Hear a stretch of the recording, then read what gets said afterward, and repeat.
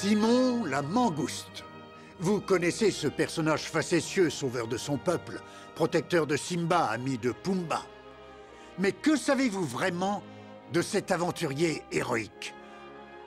De ce bout en train? Venez avec nous découvrir qui se cache derrière la légende. La belle histoire de Timon commence vers minuit le tout premier jour du printemps. Dans les terriers des mangoustes, un adorable petit bébé vient de naître. Timon aussi vient au monde ce matin-là. Oh, regarde comme tu étais mignon à cette époque! Toute modestie mise à part, j'étais d'une grande beauté. Ah, c'est mon doudou! Mais j'adore ce doudou! Ça fait des années que je l'ai pas vu! Oh, c'était sans l'ombre d'un doute le plus beau bébé de tout l'univers. Il ressemblait à une hyène. Mais si on se penche sur les premières années de sa vie, il n'est guère surprenant que personne n'ait su déceler le germe de sa grandeur future. Grandeur, Timon? Disons plutôt médiocrité.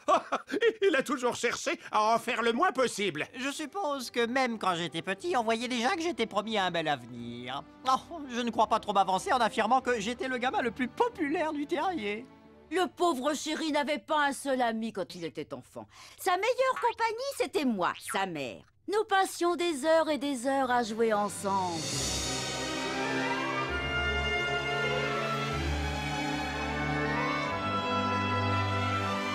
Arrête de me tripoter les cheveux! Maman! Tu l'as tellement dorloté que tu as oublié de lui apprendre à être une mangouste. Oui, et c'est à toi que j'avais confié cette tâche, tu te souviens? Mais il n'y avait rien à en tirer. Cours, renifle, tremble.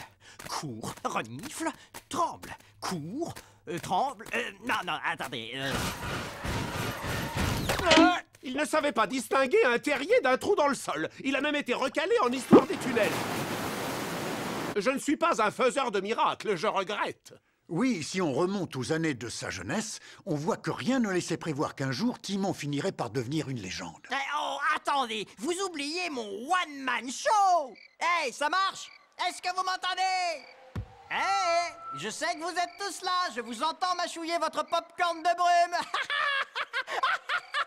Bon, c'est un mauvais exemple, d'accord. Il me semble que maintenant, nous avons pratiquement fait le tour de la question et nous n'avons trouvé aucun exemple de réelle grandeur chez Timon, et ce malgré tous nos efforts. Je trouve que c'est sévère comme jugement. Comment peut-on voir ce qui se cache derrière la légende quand il n'y a aucune véritable légende?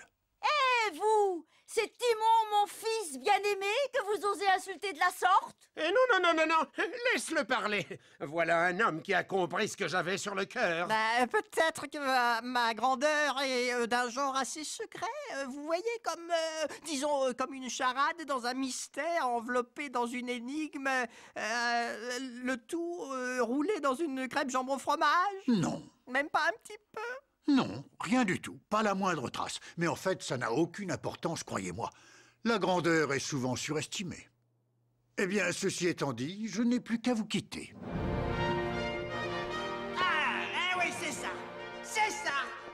Allez-vous-en! Allez-vous-en! Laissez-nous! Allez voir ailleurs si j'y... C'était un peu embarrassant. Oui, ça tu l'as dit. Et qu'est-ce qu'on fait maintenant, Timon? On cesse de parler de toutes ces choses désobligeantes et on prend congé aussi dignement que possible. Bonne idée!